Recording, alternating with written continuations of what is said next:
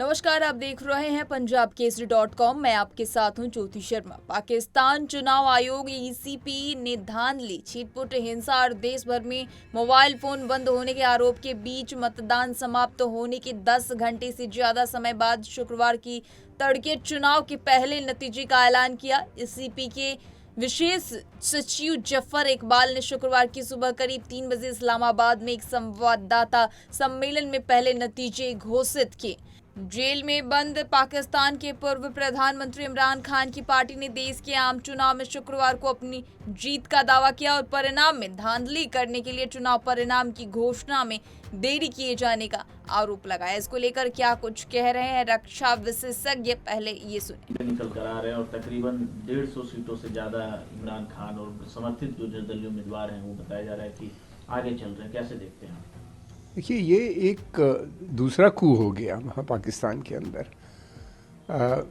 वहाँ की सेना ये सोच ही नहीं पाई थी। वो तो सोच रही थी कि उसकी दमन की जो नीति है वो काफ़ी कामयाब है। उसने सोचा था कि सारे बड़े लीडर्स पीटीआई के जेल में हैं, इमरान खान जेल में है, इमरान खान की पार्टी का सिंबल बल्ला बैट जो था वो कोई नहीं यूज़ कर सकता, पार्टी के कलर्स भी पोस्टर में नहीं कोई लगा सकता, उनकी तस्वीर भी नहीं लगा सकती। लेकिन उसके बाद भी ज़बरदस्त मैनेजमेंट लड़कों ने किया और उसमें उन्हीं ने इतनी सी खड़ा किया, लोगों को खड़े हुए, उनके अंडरग्राउंड कैंपेनिंग चल रही थी और उसके बाद कैंपेनिंग तक नहीं करने दे रहे थे इनकी पार्टीज़ को। उसके बाद 154 सीट से अभी भी आगे हैं। इसके मतलब ये है कि पाकिस्तान की सेना की तरफ जनता में बहुत नाराज़गी नहीं, बल्कि मुझे तो ऐसा लगता है कि जैसे कि एक हेट्रेड सी हो गई है। और दूसरी समस्या ये भी है उनके लिए, सेना के लिए, कि सेना के जो समर्थक दल थे जैसे जमात इस्लामी और जमीयतुल उलमा इस्लाम वहाँ के ऊपर, और दूसरी कट्टरपंथी जो इन्हीं से जुड़ी हुई ऑर्गेनाइजेशंस हैं, उनकी भी पॉपुलैरिटी, उनकी भी सपोर्ट बेस बहुत श्रिंक कर गया है। जैसे कि इनका बहुत ज़बरदस्त नेटवर्क है ग्राउंड लेवल पे जमीयतुल उलमा इस्लाम का या इस तरह की ऑर्गेनाइजेशंस का या तबलीगी जमात का, जो बहुत साइलेंटली काम कर जाती हैं आर्मी के फेवर में। वो सब मुझे लगता है कि नाकामयाब रहे इस इलेक्शन में।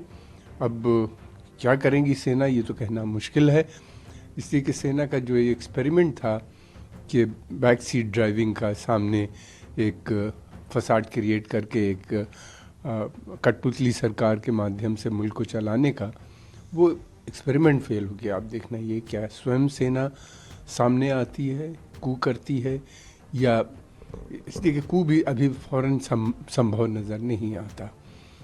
हम लोग को थोड़ा वेट करना चाहिए, देखते हैं उनका क्या नेक्स्ट स्टेप होता है। पाकिस्तान मीडिया द्वारा बताए गए शुरुआती रुझान के अनुसार पाकिस्तान तहरीक-ए-इंसाफ यानी पीटीआई समर्थित उम्मीदवारों ने अच्छा प्रदर्शन किया। इस पर हाल ही में रक्षा विशेषज्ञ कमर आघा की प्रतिक्रिया सामने आई।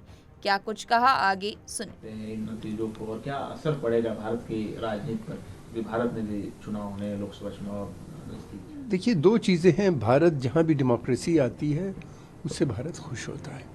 भारत में डेमोक्रेसी है और भारत डेमोक्रेसी को ही प्रमोट करता है। भारत इस तरह की एक्सट्रीमिस्ट ऑर्गेनाइजेशंस जो हैं पड़ोस में, धार्मिक जो कि कश्मीर में भी लगातार उनका इंटरवेंशन रहता है, उनके ख़िलाफ़ है।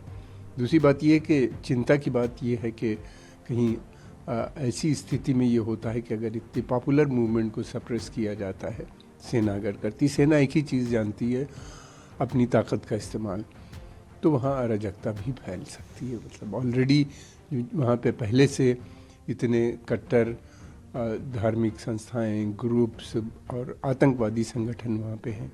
इलेक्शन भी जो हुआ है वो एक वायलेंस के बीच में इतना ज़्यादा वायलेंस हुआ है वहाँ पे।